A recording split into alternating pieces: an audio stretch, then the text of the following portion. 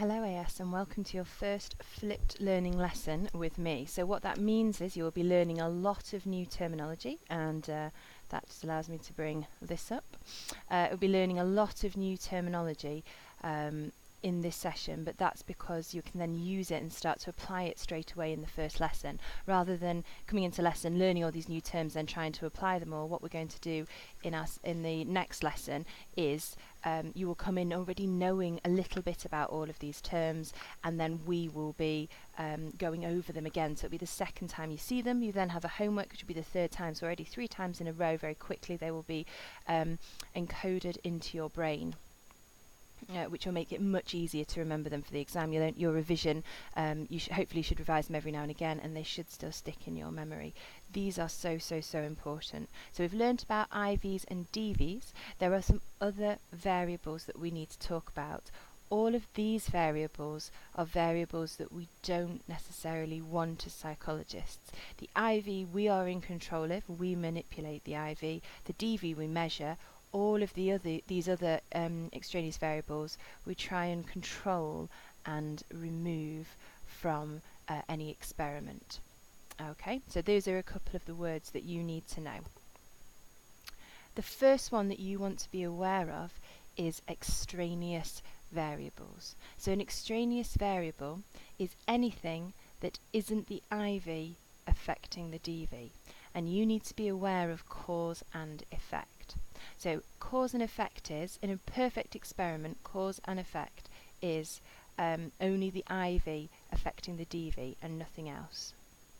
So if you have a look here at this example, this is the independent variable, and the only thing, and then you've got your 2 conditions because you have to operationalize your 2 conditions, and then the only thing affecting the dependent variable should be the IV. So for example, if I'm looking at an experiment and I'm looking at the effect of caffeine on memory, the only thing in that experiment that I want to be affecting memory is caffeine and nothing else. So the only thing I want affecting the DV is caffeine, which is the IV, and nothing else. So in a perfect experiment, which doesn't exist, there aren't any perfect experiments, unfortunately, we can be 100% confident of cause and effect. That can never happen, but the better the experiment, the more confident that we can be. So, cause and effect, the only thing affecting the IV is the DV and nothing else. What we want to control and get rid of and remove is extraneous variables. So extraneous variables are variables that affect the DV that aren't the IV. So for example, we want to see that the IV here is caffeine, and we want to see how it affects memory. So the only thing should be whether they're condition 1, they've drunk caffeine, or condition 2, they haven't drunk any caffeine. So of course you have to operationalize, make it really clear. So 2 cups of coffee versus no cups of coffee, and that should be the only thing that would affect whether their memory improved or got worse. So whether they remembered more words from a memory test or less words from a memory test. Okay. However, extraneous variables can still affect the DV. Don't worry about the confounding part, we'll come back to that. Extraneous variables can affect the DV, and they are a variable that isn't the IV that affects the DV. So for example, something that might affect memory, the DV, other than their caffeine intake, could be how tired they are. So if some participants are very tired, they are not going to do as well as participants who have had 8 hours of sleep. Okay, so that would be an extraneous variable. It's something that affects the DV that isn't the IV. So another example would be boys and girls and aggression. So we only want their gender to be affecting the dependent variable, when actually we know that probably if you think about things like films that are aimed at boys, they are more aggressive, whereas than films that are aimed at girls. So that would be an extraneous variable. Another one might be if the independent variable was the type of music that people listen to, and the dependent variable was mood. So we wanted to see if classical music improved people's mood more than dubstep music. An extraneous variable would be music tastes. So because it could be that some people like classical more and some people like dubstep more. So the independent variable is would be the type of music, and the dependent variable, the only thing that should be affecting mood, is the type of music, when actually musical tastes could also have an impact on the dependent variable. as well. So that is an extraneous variable. Lots of extraneous variables mean we can't be confident of cause and effect. Reducing those extraneous variables means that we can be confident, more confident. We can't be 100% confident, but we can be more confident that it's only the IV affecting the DV and nothing else. Okay. So these are loads of different examples of extraneous variables that could have an impact. So we want to look at if a revision, the amount of revision somebody does, has an impact on their psychology grade, or if we were just measuring the psychology grade, that was the DV, there could be loads of other things affecting the DV that aren't the IV. So the only IV that we want to think, the only thing we want to affect the psychology grade is the hours of study. However, there are loads of other things. So enjoyment of the subject, you're more likely, if you enjoy it, you're more likely to retain it, to remember it. Confidence levels, if you feel more confident or less confident, that will have an impact on your grade. What's going on at home, so if there's something quite challenging happening at the moment, that's going to impact you. I'm sure you know yourself, there's something stressful happening outside of college or outside of when you went to school, then that's going to have an impact on your grade. Quality of teaching, good teachers make it more likely you'll get a good grade, whereas poor teachers will make it less likely you'll get a good grade, no matter how much you study. The amount of sleep you've had, no matter how hard you study, if you're absolutely exhausted, you're not going to get much sleep. And diet, not a good diet, lots of sugar, you can't really concentrate, that's going to affect your grade. Background noise, so if you're studying, some people could study the same amount of hours, but some of them would be in complete silence, and some would have background noise, and that might be good or it might be bad. And the revision technique, somebody could sit there for 10 hours just staring at text in front of them, and it would be really, really boring, and they wouldn't get anything done, whereas someone else might spend 1 hour really effectively using flashcards, using revision technique, other revision resources, past exam questions, things like that. So it's really, really important that we need to control each one of these. So we could look at hours of study for people in the same class with the same teacher, and that would control for quality of teaching. That would become the same. What's going on at home, that would be more difficult, but we could say, for example, ask that only people take part in the study who haven't experienced anything stressful. We could ask them all to relate to give out their confidence levels, and we only use people with the same level of confidence. Same with enjoyment. Do you like it? Yes, brilliant, we'll use you. No, we won't use you. Amount of sleep, you can make requests pre-study. So if you're asking someone to come in to do a study, you say, please make sure you get 8 hours of sleep. Diet, we could restrict their diet as well, which is a bit unethical. Not restrict, but ask them to only eat healthy foods or have a good breakfast. Less likely to, the participants might not listen to that, but that's something you could do. Background noise, ask them to only study with or without music. And then revision techniques as well, so only ask them to use certain styles for revision, and that would remove all the extraneous variables, so we can be confident it's only the IV affecting the DV. Okay. Right. Extraneous variables is an umbrella term for lots of different variables. So all of the variables underneath, confounding variables, domain characteristics, etc., etc., are all extraneous variables. So they are all something that are not the IV that are affecting the DV. So they are any variable that isn't the IV affecting the DV, and we'll talk about those in a bit more detail. So we have confounding variables. That is something that varies systematically with the IV and affects the DV. So this is a more complicated one. If you're going for higher level, then you really, really need to try and understand it. If you're struggling a bit by the time I've explained it, do not panic. We will keep working at it, but this is the only term I will say, whilst really important because it's on the spec, is a bit of a tricky one, so don't worry if you've not got it straight away. So IV is nurses and mechanics, so we want to look at the type of job and whether it impacts how long somebody lives. So the IV is nurse or mechanic, and the DV is length of life. So to have cause and effect, we want to be confident the only thing causing a change in the DV is the IV. So the only thing affecting the DV is the IV here. However, so there could be loads of extraneous variables, they just mean variables that happen at random. However, there is also something called a confounding variable. So this is something that varies systematically with the IV and affects the DV. Extraneous variables happen at random. If you've got 100 participants, a couple of them might have be a certain age or a different age, or they might have a different mood, or loads of different extraneous variables affecting them, and that is at random. The the confounding variable looks exactly like the IV in that there are two conditions. Okay, so if everybody in condition 1 experiences something other than the IV, and everybody in condition 2 experiences something other than the IV, then it is a confounding variable. So the only thing we want to affect length of life is whether they were a nurse or whether they were a mechanic. However, a confounding variable, and you could control for this, but generally what you'd probably find, if you took a sample of nurses, stereotypically, generally they would all be female. Of course, that's not the case. There are lots of male nurses. So the IV is nurses or mechanics, but actually you'd probably find something that varies with it. All of the nurses are probably female, and all of the mechanics are probably male. So that would be a confounding variable, because the IV should only be whether they're nurses or mechanics, but something else that varies systematically at the same time is gender. So everybody in condition 1 is female and everybody in condition 2 is male, whereas if it was an extraneous variable, some people in condition 1 would be male and some people in condition 2 would be male. It would all be mixed around. But a confounding variable, it alters with the IV very systematically, but it isn't the IV. And as we know through research, women live longer than men, and that's nothing to do with jobs or anything else. That is because of their gender. So that could be, so it could appear that nurses live longer than mechanics because they are nurses, when actually it's because they are female. Okay.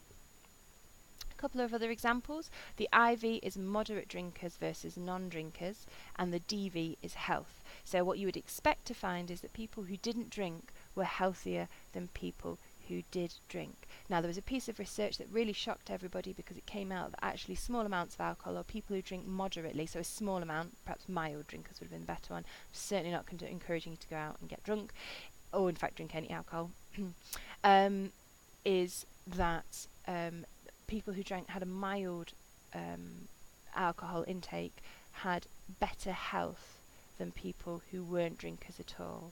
However, what they found was that the confounding variable of alcoholism. This is clearly not always the case. However, sometimes in some samples you might find that people who just drink a small amount, they've never had any kind of issues with drinking too much, whereas non-drinkers, people who are teetotal, not always, so don't assume everyone who's teetotal is, but they've stopped drinking because, say for example, if they experienced alcoholism, they have to stop altogether. You can't drink.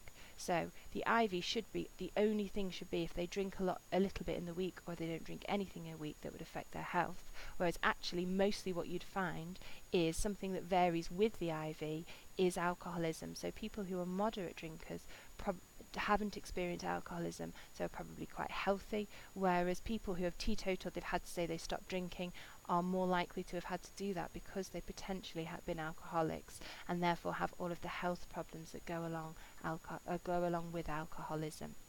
Okay, so it's something that varies at the same time. So everyone in condition 1 probably hasn't experienced alcoholism, and everyone in condition 2 possibly has. We're being a little bit flexible with the truth there, but that's the basic idea. Same one here, smokers and non-smokers, leads to, we're looking at poverty. So again, another piece of research found that people who smoke are more likely to be in poverty. So you could take from that that smoking causes poverty. Whereas if you don't smoke, you'll become very wealthy. And there's a small amount that you could argue with that, because of course cigarettes are very, very expensive. But also another thing that they found was that most people who smoked had a lower level of education. This isn't standard, again, it's more general, but they generally found if you smoked, then that was the IV, then the confounding variable was that you had a lower level of education, whereas non-smokers had a higher level of education, and education clearly links with poverty. So we can no longer be confident that it was poverty that led to that smoking that led to poverty. It could be that this confounding variable that's linked, that varies systematically with the IV. So all smokers have low education and all non-smokers have high education. Again, that's not exactly true, but that's what we could take from it. Okay, and then a final one football fans and non-football fans, and spatial awareness. So we want to say that playing football or not playing football affects your spatial awareness. That's what we want to be confident of, as in if we know, if we find a difference, it's because they're footballers or they're not footballers. Well, once again, a confounding variable. Chances are, and again being very stereotypical, majority of the people who like football were probably male, and the majority of people who didn't like football or maybe didn't like any sport were female. That's a terrible stereotype, so it's not true at all, but it does help illustrate my point. And gender, people, different genders have very good spatial awareness. Men are supposed to have better spatial awareness than women. Okay, so actually it's not. So it's the something that varies systematically with the IV is gender. Okay, please don't panic if you're not sure about that one. This is just a way of illustrating the difference. So IVs, we wanted to see if the colour of a room affected mood. If we were, what we'd want is the only thing affecting the DV mood was whether they had yellow walls or dark walls.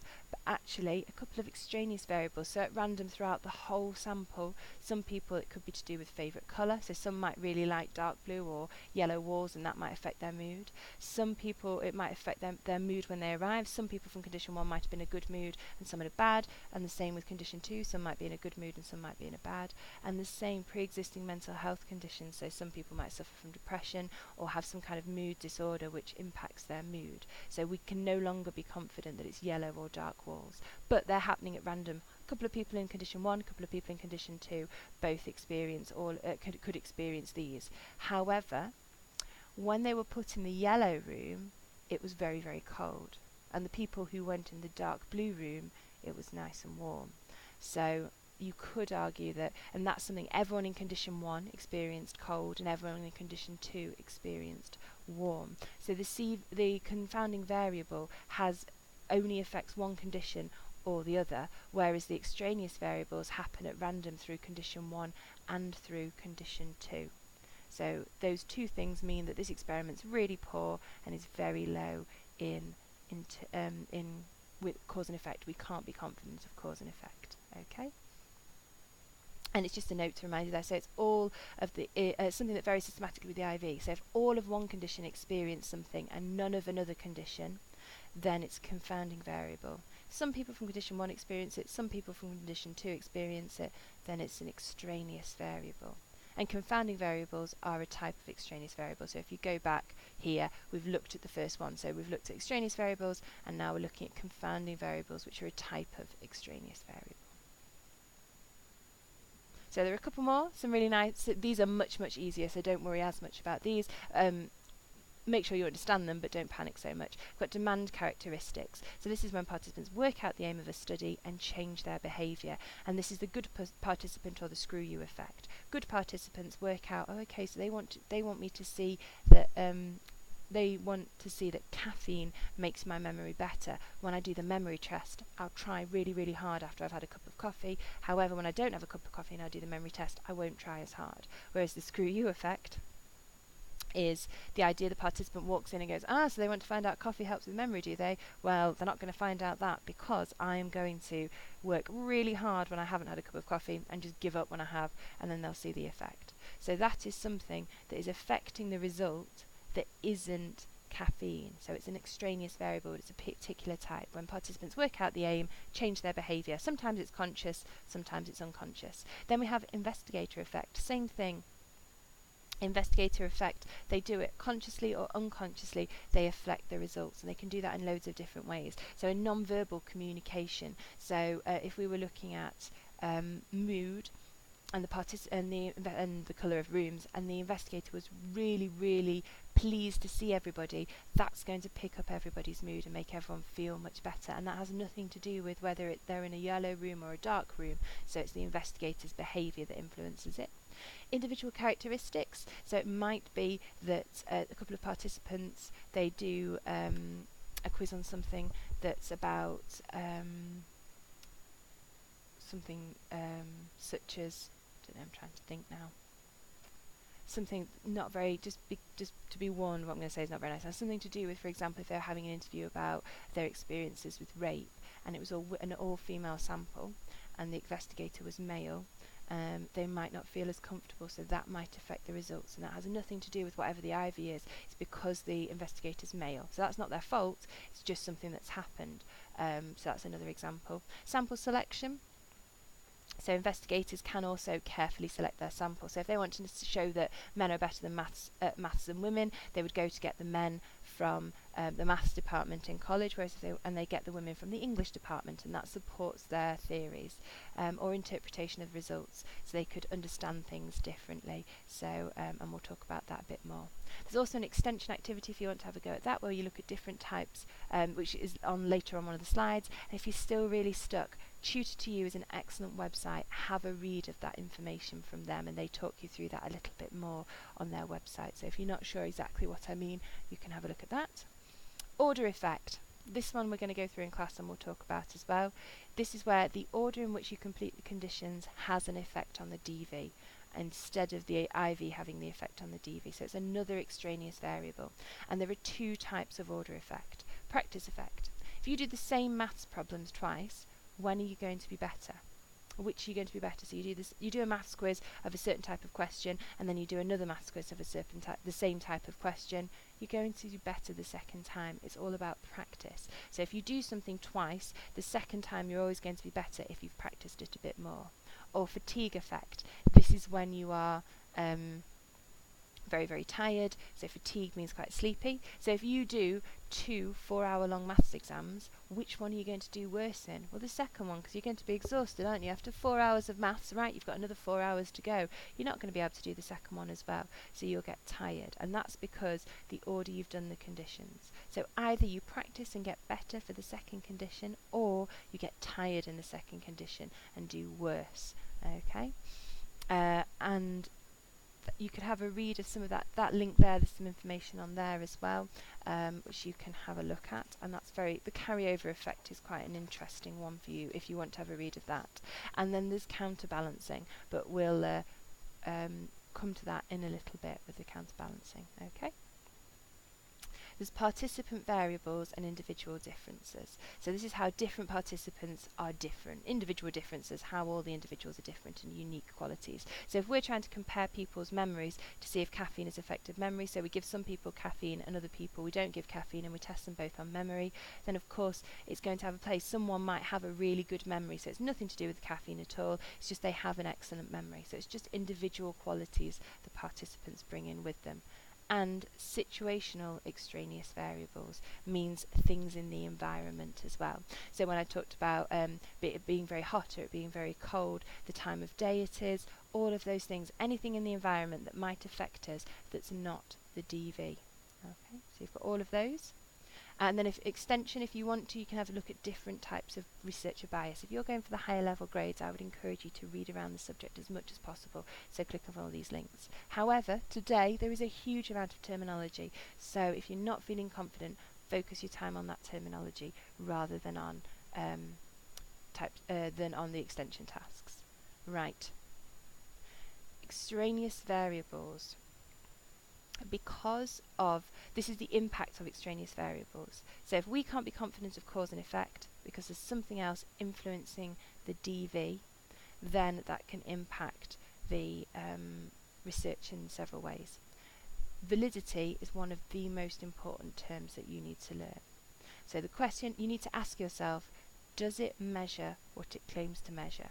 So does our study measure what it claims to measure? For example, our study claims to measure intelligence, so we want to see how intelligent somebody is. If we use the practice here over on the picture, like they used for quite a long time, where they measure the size of the skull, the bigger the skull, the more intelligent. Does that measure intelligence? No. What would be a more valid way? What does measure what it claims to measure? I'm claiming to measure intelligence. What can I use to measure intelligence? An IQ test would be a really, really good one. So does it measure what it claims to measure? I'm claiming to measure intelligence. My study measures intelligence. I'm going to measure the size of people's heads.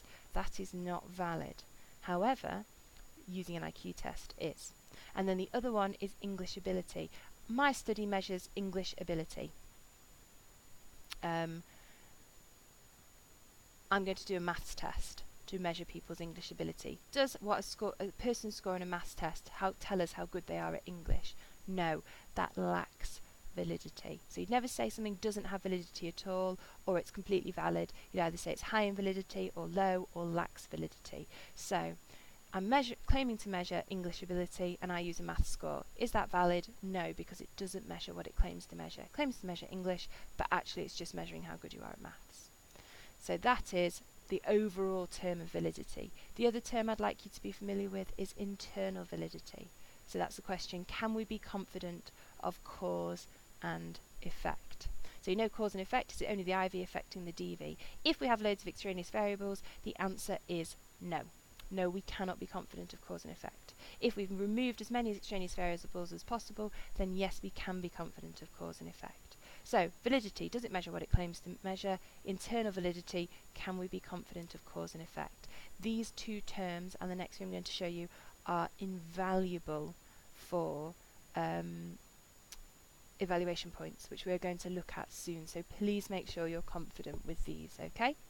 Types of validity, this is an extension. If you don't want to look at the types of validity, that's absolutely fine. If you feel you've got way too many terms, total overload, then you can leave it. However, it will be useful for evaluation points, extending them in AS, and you must know these terms in A2. So if I were you, if I was feeling fairly confident, then I would carry on and listen to these terms. If not, pause the video, flick it along until this slide disappears and moves on to the next one. The next thing we are going to look at is reliability. Yes, reliability and then control. So keep an eye out for the reliability slide. All of this information is in your books as well, so you can look at your books. Apart from this terms, the types of validity, that's in A2. Face validity, does it look like it measures what it claims to measure? Ask an expert. So the way you want to look at your study, does it look like, does it appear? So if I was doing an intelligence test, an IQ test, I would invite an expert in to read it and go, yeah, that kind of looks like it. You know, I know about intelligence, that looks like it's measuring what it claims to measure. So on the face of it, does it appear to measure what it claims to measure? That's face validity, which is assessed through asking an expert. Other types of validity, concurrent validity. Does it agree with previously validated measures? I create an IQ test. I want to know if it's valid, if it's got concurrent validity. So I get one person to take an IQ test, and I get them to take get them to take it again. Do the two scores? Sorry, not again. I get them to take my IQ test. So I get one person to take an IQ test that I know measures IQ, and then I get them to take my IQ test I've created. If my IQ test is right, has concurrent validity, it would be the same or similar score. So I want to see if I want to compare. I want to see if my results, my test concurs. If you concur, they agree. So if I say I concur, it means I agree. So do the two IQ tests agree with each other? Yes, then my IQ test has concurrent validity. Population validity, nice easy one. Can the results be applied to the target population? So we're going to look at populations and samples in the future. Target population is just everyone we want to apply the results to. So if I'm looking at, if I want to do a study on pregnant women, and if this drug helps reduce morning sickness, then my target sample is pregnant women. If I have a representative sample, so if I have a good mix of age, ethnicity, whether it's their first or second child or more, whether they've experienced sickness before, any medical health problems. If I have a really nice varied sample that looks exactly like my target population, then it's high in population validity. If I don't have that, then it's low in population validity. So if your sample's not very good, not very representative, then it's low in population validity. Temporal validity or temporal validity, I don't mind which way around you pronounce it. Can the findings be applied to this time period appropriately? So if I did a study in the 60s and found something, can I apply that to now? So if I was looking at technology usage, for example, and how accessible technology was in the 60s to now, then would it be able to, well, in the 60s, I'd say, oh, nobody had really had any access to technology. People didn't really watch TV. Is that still true nowadays? Well, absolutely not. You have to you can't apply the results. So studies done, say, in the 60s, the 50s, 40s, go earlier, even the 90s, can't really be applied to today because of the huge changes in everything. So can the findings be applied, or do we need to redo the study to check if there's still temporal validity there? Are they modern enough? Are they contemporary enough? And then ecological validity. Can the findings be applied to real life? So this is where mundane realism comes in. So is the study mundane means every day. So is it true to every day? Is it realistic? Does it have mundane realism? So if I invite you into a lab and cover you in electrodes on your brain and ask you to memorize a list of words, is that something you do every day? Probably not. However, if I asked people at the supermarket to tell me as many items off their shopping list as they could because they forgot it at home, that's very true to real life. It's got very mundane realism. If the task has mundane realism, if it's very realistic, very natural, then the task is study is high in ecological validity because it can be applied to real life. If the task is low in mundane realism, so it's something crazy, like going into a lab, which is a really artificial environment, and just memorizing words, then it's low in ecological validity because you can't apply that to real life. It's not very realistic. Sorry, just banged my microphone there. Word of warning: never ever ever say that a study has no validity. It either lacks validity or has low validity, or the same with no study is ever 100% valid, so you can say it's high in validity. Please never ever say it doesn't have any validity at all. It's really important. Okay. And then reliability. So hopefully this is where you've joined us again if you didn't want to do the extension task with validity, although I'd recommend just having a quick listen to it, and the boxes for that are at the back, are the next page along. You can make some notes there about those. Reliability: can it be replicated in the same results we found? Dead easy. Can you do it exactly the same? So we've got replicability, which means can it be repeated in exactly the same way? And if the same results are found, then it's high in reliability. So there are two words there, but I don't think I've differentiated. Can it be replicated? Can it be done exactly the same way? And then to make it reliable, can the same results be found?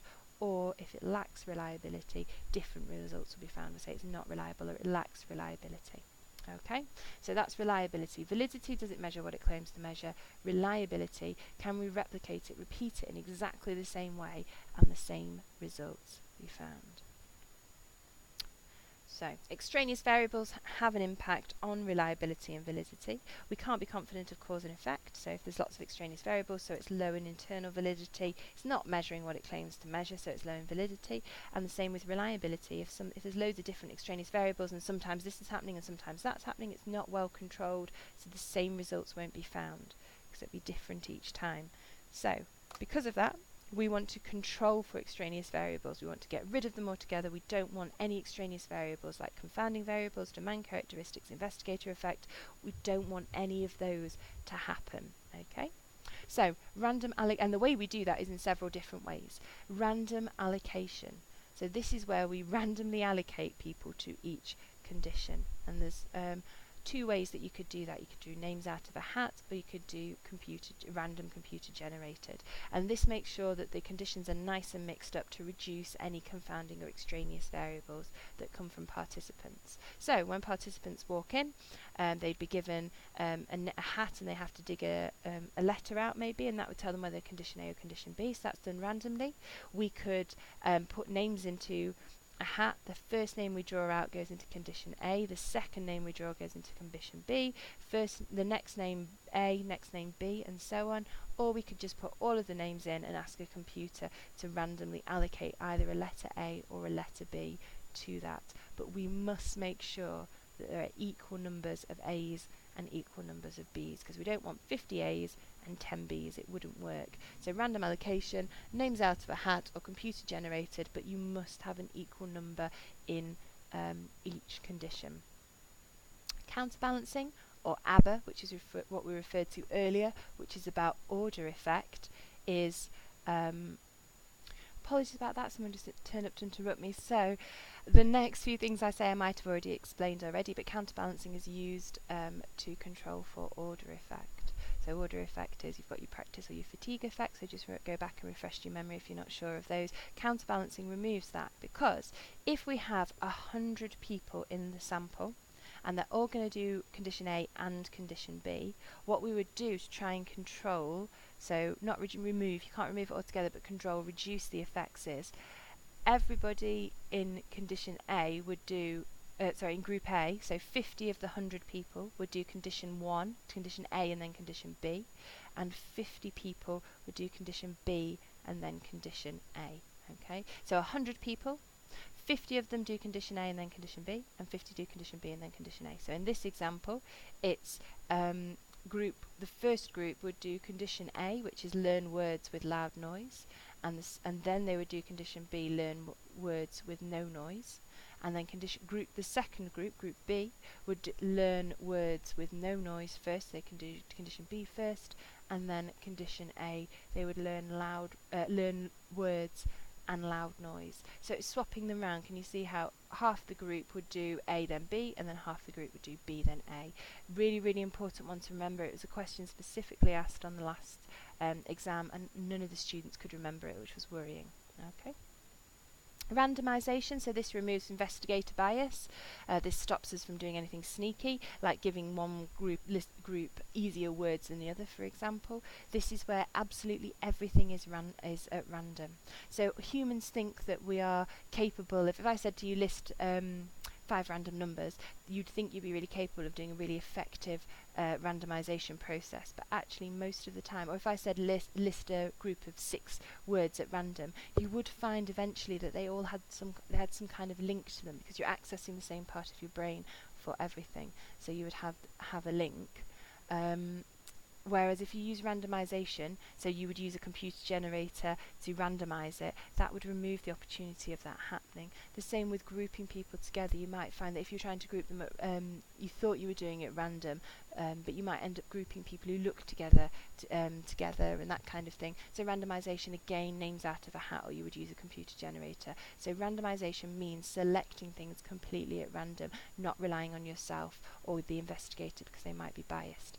And finally, standardization. So this is doing everything the same for everybody, and that's really important to reduce situational factors, so situational extraneous variables, to keep absolutely everything the same. So you'd have a standardized script, so this would reduce investigator effect. The investigator would say exactly the same thing. They'd read off a script every time, because otherwise they might accidentally share some information, so they might give too much away, or they might not explain clearly enough. And the reason someone doesn't do very well isn't because the caffeine they drank is affecting their memory. They just don't understand how to do the memory test because they didn't explain it clearly.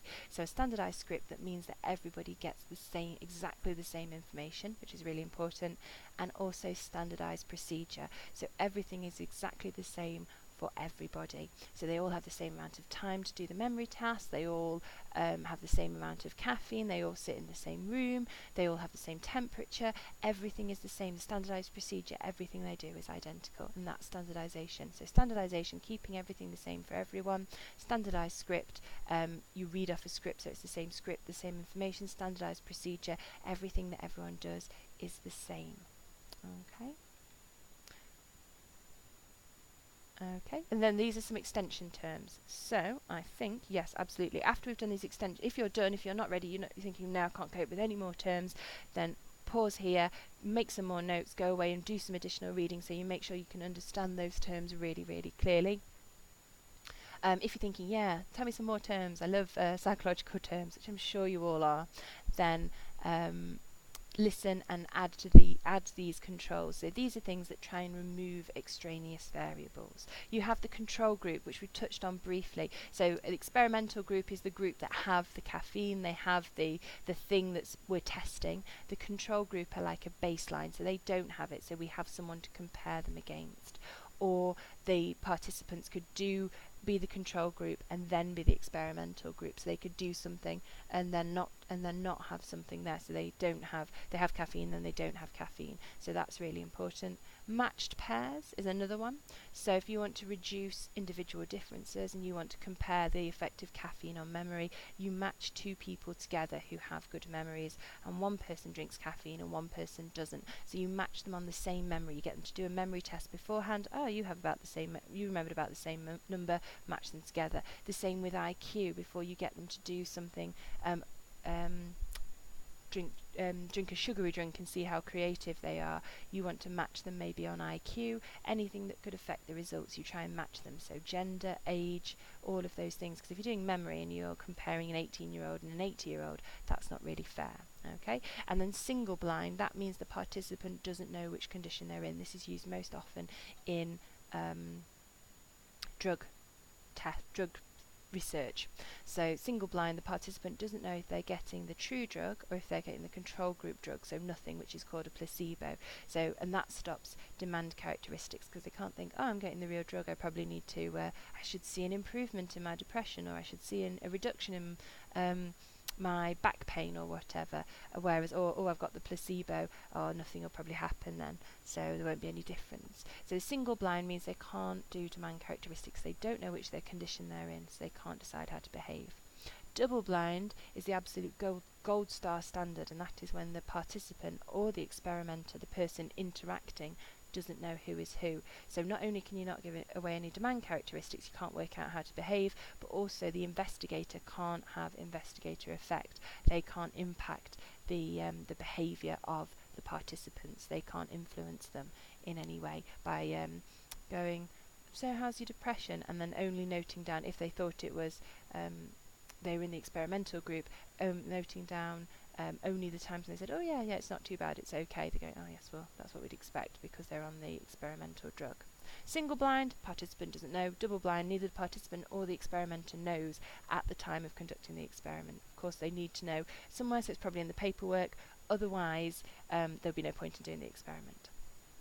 Okay, so that's the extension terms. The most important ones are the ones that aren't extensions, but if you're going for the higher grades, please make sure you're aware of those extension terms and note them down.